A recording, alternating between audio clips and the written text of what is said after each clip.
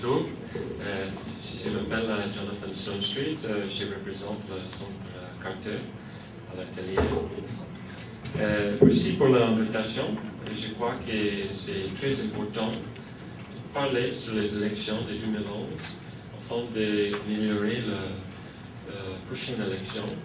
Et c'est une très bonne initiative.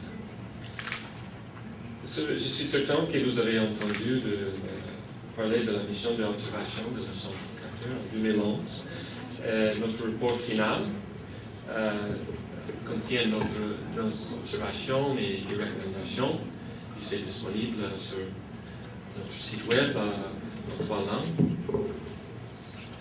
Suite à ces élections, le Centre Carter a maintenu un bureau en Tunisie et suit le processus d'élaboration de la Constitution ainsi que les préparations pour les prochaines élections. Cette semaine, nous avons publié 2 déclarations, l'une sur le projet de la Constitution et l'autre sur le projet de loi relatif à l'administration politique de la Révolution. Et ces 2 déclarations sont également sur notre site web en français, en arabe et en anglais. Maintenant, je voudrais faire quelques remarques sur le suffrage universel et ses implications pour les prochaines élections et souligner les points qui pourraient être améliorés en la matière. 3 questions en fait. Premièrement, qu'entendons par suffrage universel? Qu'est-ce que ça veut dire exactement? Deuxièmement, de quelle manière le suffrage universel a-t-il été limité légalement et en pratique lors des élections tunisiennes de 2011? Et troisièmement, ces limitations doivent-elles être réalisées lors des prochaines élections? Et si oui, de quelle manière? Premièrement, le suffrage universel, qu'est-ce que c'est exactement? C'est vrai qu'en fait, nous vivons dans le premier cycle des élections libres et universelles. C'est une idée récente, en fait, de que le suffrage doit être pour toutes les personnes, tous les citoyens. Cette idée est développée au fil du temps. Jusqu'à récemment, l'éligibilité au vote était limitée sur la base du genre ou de la fortune, par des restrictions d'âge, par des restrictions sociales, par des exigences d'alphabétisme ou d'éducation, pour le paiement d'une taxe, ou encore sur la base même de la race. La Nouvelle-Zélande et la Finlande ont été des pionnières pour briser ces barrières au début du XXe siècle en autorisant les femmes à voter. Dans la Déclaration universelle des droits de l'homme de 1948, il a dit que la volonté du peuple est le fondement de l'autorité des pouvoirs publics. Cette volonté doit s'exprimer par des élections honnêtes qui doivent avoir lieu périodiquement en suffrage universel, égal et au vote secret. À l'époque où la Déclaration universelle des droits de l'homme a été adoptée, un grand nombre d'États n'avaient pas encore accordé le droit de vote aux femmes. L'Afrique du Sud avait inclus dans sa législation des restrictions au droit de vote sur une base raciale qui ont été maintenues jusqu'à la fin de l'apartheid. Certains endroits dans les États-Unis ont appliqué de facto des restrictions raciales jusqu'au milieu des années 60. La Suisse n'a accordé le droit de vote aux femmes jusqu'à 1971. Donc,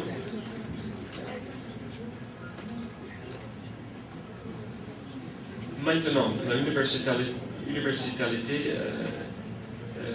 est aujourd'hui reconnu comme un principe électoral fondamental, intégré en droit international des traités dans le pacte international relatif aux droits civils et politiques. En pratique, le suffrage universel autorise certaines limitations, telles que l'âge minimum, la citoyenneté, la résidence, la retraite du droit pour une décision de justice, mais toute limitation doit être raisonnable et justifiée. Aucune discrimination de quelque sorte que ce soit n'est permise quant au droit de vote. Il est important de noter que les principes électoraux sont liés les uns aux autres. Chaque citoyen adulte a le droit de voter lors des élections honnêtes et libres. Cela signifie que pour pouvoir considérer le vote comme vraiment universel, les libertés d'expression, de réunion et d'association sont des conditions qui doivent être pleinement garanties. De nombreuses dictatures ont tenu des élections avec un suffrage universel au sens technique, puisque tout le monde avait le droit de voter, mais pas au sens pratique, puisqu'il n'avait pas de liberté. Dans cette situation, le peuple ne choisit rien et sa volonté ne constitue pas le fondement de l'autorité publique. Mais même l'exercice de ces libertés ne suffit pas à garantir la pleine universalité du vote. Le Comité des droits de l'homme des Nations Unies a déclaré que des mesures positives devraient être prises pour surmonter des difficultés spécifiques telles que l'analphabétisme, les barrières linguistiques, la pauvreté et les obstacles de la liberté des mouvements qui empêchent certaines personnes d'exercer le droit de vote. Des moyens spécifiques tels que des photos ou des symboles devraient être adoptés afin de permettre aux électeurs analphabètes de disposer d'une information adéquate sur laquelle baser le choix. Certaines mesures peuvent également être prises pour assurer l'intégrité du processus.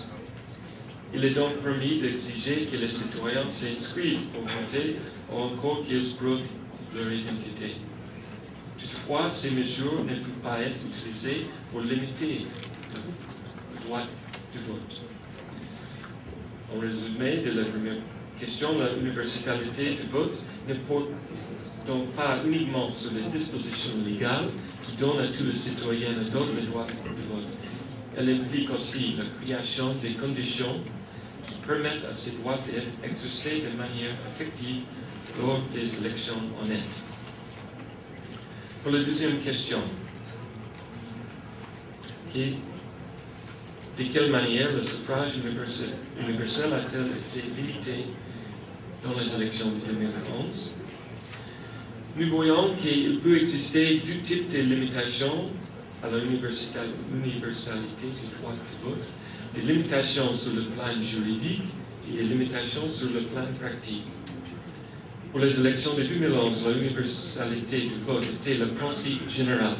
Les citoyens avaient le droit de voter s'ils étaient âgés de 18 ans et jouissaient de droits civils et politiques, y compris les électeurs résidant à l'étranger.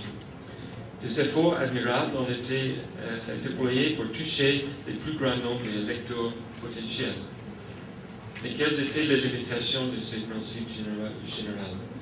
Au niveau juridique, les militaires en exercice, le personnel des forces de sécurité de l'intérieur, des douanes, de protection civile et des prisons n'étaient pas autorisés à voter. Étaient également exclus les personnes condamnées pour crimes, pour délits infamants, punis pour une peine d'emprisonnement ferme depuis les 6 mois et qui n'ont pas été réhabilitées. Aussi les personnes pourvues du conseil judiciaire et les personnes dont les biens ont été confisqués après le 14 janvier 2011. À niveau pratique, il y avait des autres questions. Tout d'abord, le Centre Carter a noté dans son rapport final sur les élections qu'aucun scrutin n'était tenu dans les prisons. Cela signifiait que dans la pratique, tous les prisonniers ont été exclus du vote et non pas seulement ceux définis pour la loi.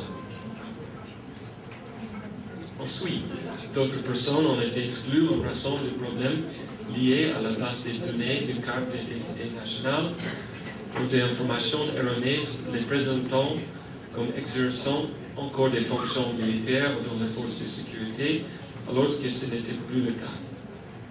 Enfin, et c'est donc sans doute le point le plus critique, le taux de participation s'élevait approximativement à 52% des électeurs potentiels.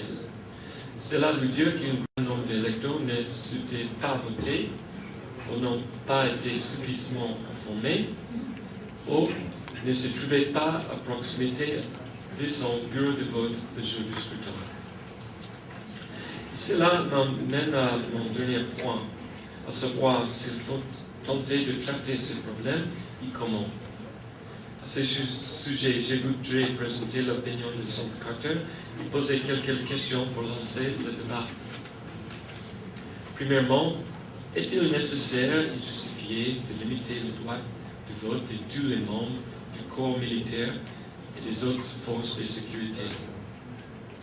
La plupart des pays n'imposent pas de telles restrictions, et parmi les pays qui en imposent, ils ne le font pas que pour les officiers de haut rang.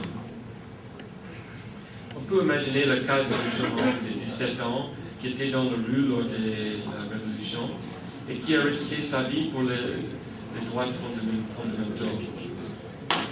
Disons qu'il n'avait pas 18 ans le 23 octobre 2011 et qu'il n'a pas pu voter. Depuis, il a dû faire son service militaire et une fois encore, il risque sa vie. Donc, si cette restriction est maintenue, il ne pourra pas exercer autrefois ses droits de base. De quelle façon exactement la neutralité des forces de sécurité est-elle garantie par la restriction du droit de vote de ses membres? Donc c'est une chose que je vous invite à considérer lors de la discussion après. Deuxièmement, la limitation du droit de vote des prisonniers doit-elle être conservée? L'EISI elle-même a noté que les termes employés pour le décret loi 35 ne sont pas définis dans le code pénal. En tout état de cause, la retraite de vote ne devrait pas être automatique. D'après les bonnes pratiques internationales, le perte du droit de vote devrait être proportionnel au délit et ne devrait être décidé que par un juge. D'après la loi, certains prisonniers avaient le droit de vote en 2011, il s'amène à une situation paradoxale où les prisonniers ont le droit de vote, mais pas leur gardien. Troisièmement, l'une des observations de la Centre Carter en 2011 était que les efforts de sensibilisation et d'information des électeurs devaient être accrus pour faciliter l'exercice du droit de vote. Quelles mesures additionnelles pourraient être mises en œuvre pour permettre à tous les citoyens, et notamment les femmes, les analphabètes et les handicapés, d'être informés sur le processus et de voir l'exercice de leur droit de vote facilité? C'est notre question à traiter dans la discussion à suivre.